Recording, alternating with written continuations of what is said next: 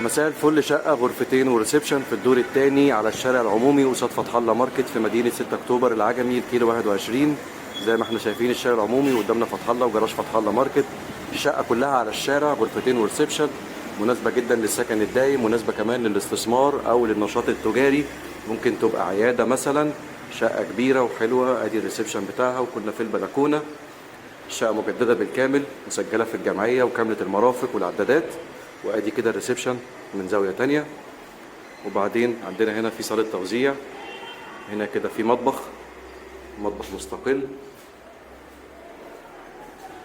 وبعدين عندنا ممر التوزيع في غرفتين النوم والحمام. غرف الشقة كلها على الشارع. دي أول غرفة نوم، وادي شباكها على الشارع.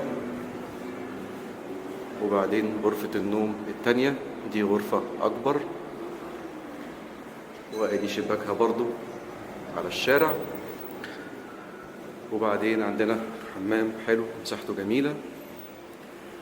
الشقة في الدور التاني علوي، كلها على الشارع العمومي قصاد فتح الله ماركت في مدينة شاطئ النخيل العجمي، الكيلو 21، مسجلة في الجمعية، كاملة المرافق والعدادات، للبيع كاش.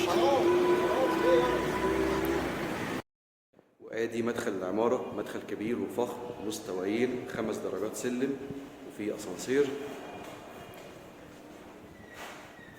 عمارة حلوة جدا وتحفة جدا للسكن الدايم أو لعيادة الدكتور أو لأي نشاط تجاري.